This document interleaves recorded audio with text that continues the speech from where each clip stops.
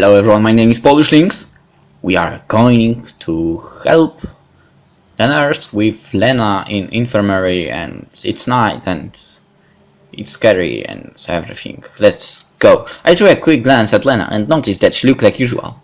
Shy, modest, uncertain, but not in any way scared. It just made me even more uncomfortable. It can't be that she's not scared while I... Suddenly an owl hooted nearby and I shivered. Lena seemed either to hear it, not to pay attention, or just not be scared by it at all. I hardly could believe the third option, but I didn't want to ask her about it, giving away my own fear. I entered the infirmary and found a switch in the dark. Will the nurse come later? She won't come. Oh, okay, she won't come, understood. Wait a second. What do you mean she won't come? Ah, I see. It is not that I am afraid to be alone with Lena. Indoors. At night. With no one around. Only in movies does something happens under such circumstances. It is just that I am with Lena and not with Uliana or Slavia. And it seriously changed my attitude towards things happening. There are the boxes. She pointed at the messy stack of boxes. There were about a dozen of them. It would take much more than 10 minutes of work. I put one of the boxes on the table before me and started to take out its contents. There were bandages, lots of little packs of bandages. Here, take this. Lena gave me a piece of paper. There were some fields and I quickly realized that I should put the name in the left, the description in the middle if there is one, and the quantity in the right field. It's not a database, but it will do. The work started in full swing. Semyon? What? I looked at Lena. She stared at me for a couple moments, seemingly making up her mind to do or to say something, but then lowered her gaze again. No, never mind. It was physically hard for me to just sit without saying a word. However, I didn't dare to speak first, not only because I couldn't think of a good topic for conversation, but that I was just feeling shy. This girl could easily be embarrassed by anything. Semyon? Yes? You are counting them all over again? Indeed, I had started to count and put into the database the bandages I had already counted. Oh, sorry. She didn't answer. Hey, where are you from? I mean, where did you come from? Meaning, where were you born? I mean, where do you live? Well, there is a town not far from here. Not far from here? Where is it? Somewhere. Looks like she doesn't want to talk about it. Is Lena hiding something too? It is explicable in the case of Olga Dmitrievna, but in Lena's case, it is absolutely not like her. Is it a secret? No. Just... So, is it somewhere in the south too? I should have thought of something more original. Every single one of my sudden ideas turned out the wrong way, and this attempt to play spy worked out even worse. And I thought about Soviet just because the only pioneer camp of the Soviet Union I remembered was Artek. Yeah? Lena hesitated to reply. I couldn't quite tell if she was lying or not. Don't you like it here? I wonder what part of what I said made her think so. Absolutely not. I like it here. My false friendliness sounded very insincere, grating on the ears. What about you? I like it. It's so calm here. There are lots of books in the library. And the people are nice. Nice, but not all of them. Why? Did I really say that? I asked it out loud. Turns out I did. Well, you know, Uliana, for example, she is like an energized battery with a completely unbalanced point of power application. Battery? What? Maybe I really was sent back in time. Never mind. Or Alisa, the thing. A pioneer is the kid's role model. Certainly doesn't describe her. If everyone started following her example, it would be a complete disaster for the country in 20 years or so. However, thinking about it now, you can draw the conclusion that everybody did follow the example of Alisa Dvachevskaya in the 80s, where I probably am right now. She's not like that, actually. Not like that? Not like what? Not like what you said about her. To begin with, I hadn't said anything. I just started the fact that she is not the best example to follow. Well, maybe. Sounds like you know her well enough. Probably. I asked that question only to keep the conversation going and didn't expect an answer like that. Alisa and Lena were so different. The idea that they could be close was unbelievable for me. Actually, it is possible. We came from the same town. As if she had foreseen my question. We have common friends, even though Alisa is 1 year older. Okay, it's a little bit strange. Oh, not like that, I'm just surprised. Everyone gets surprised. Lena smiled a bit. Good to see her smile. I took the second box. Analginium, activated charcoal, analginium, activated charcoal, saline solution, potassium permanganate, furacilin, analginium. Lena always spoke in simple sentences.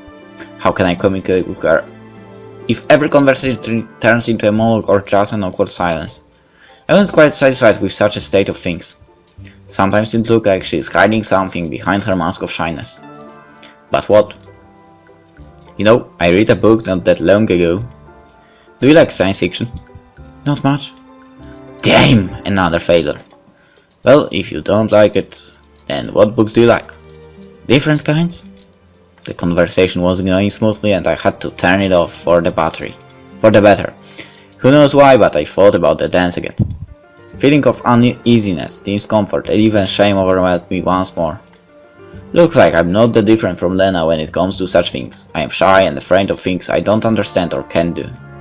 I should probably overcome my own fears before anything else. And this will help me to understand her better. I've made up my mind. There are only a couple of boxes left. Yeah? Hey, I've got an idea.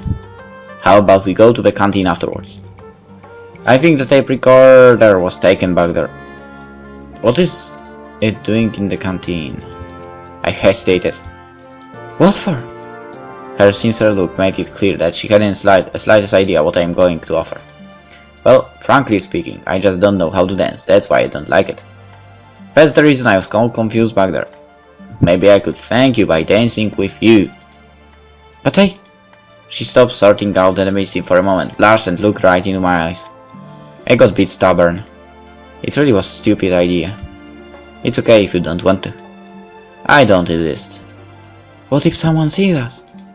I certainly didn't think about that. It's not a big deal. But everybody's asleep already. And no one is going to go to the canteen at night. How will we get in there? I should have thought about it beforehand. Well, I did have Slavia's keys, but didn't want to mention them. Someone could get the wrong idea about me stealing them. That moment I regretted that I still didn't get my cell phone from the leader's cabin. Olga Dmitrievna talked my head off, then I forgot it. Anyway, I had to say something to get away from this awkward topic. What kind of music do you like? Different kinds? I'm not really into it. Then let's imagine that it's playing now. I mean that we hear it playing. How's that? Like it plays in your head. I still remember the melody pioneers were dancing to. The music and words were really clear in my memory. I'm not sure I can do it. You can, just try. Probably. I've got her consent. In Lena's case, even that probably can be considered yes. We silently sorted medical supplies for the rest of the time, writing down their names and quantities. I should pay more attention to every word I say after such luck. I stayed silent most of the time though. Soon we finished the last box. I gave Lena the filled-in list and started to stare at her, like I saw Bigfoot riding a unicycle while juggling piglets. It was amazing, frightening, and above all mesmerizing. She suddenly broke out laughing. What? That look of yours! What about it?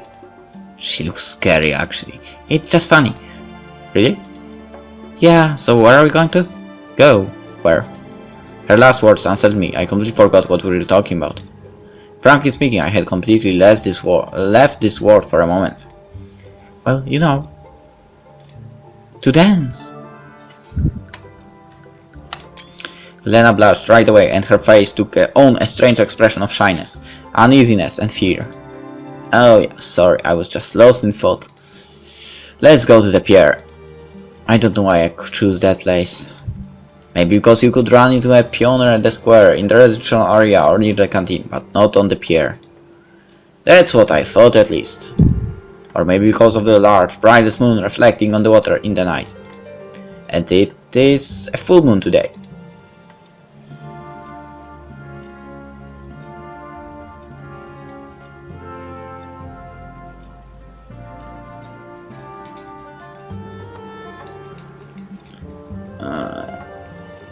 I don't know how, but this solution just offered stuff.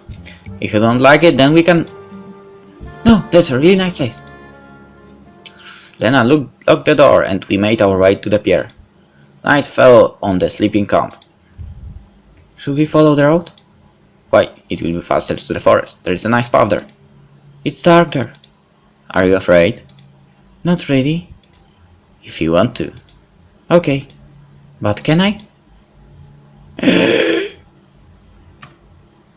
Without finishing, she grabbed onto my arm. Is it okay with you? Now it was my turn to blush. Of course. We walked through the forest. It was hardly a forest though. More like a small grove between the camp and the pier. About 100 meters long. I would never think that there would be anything to be afraid of, even on my own. But it just seemed like Lena's fear was contagious. The branches swayed over us.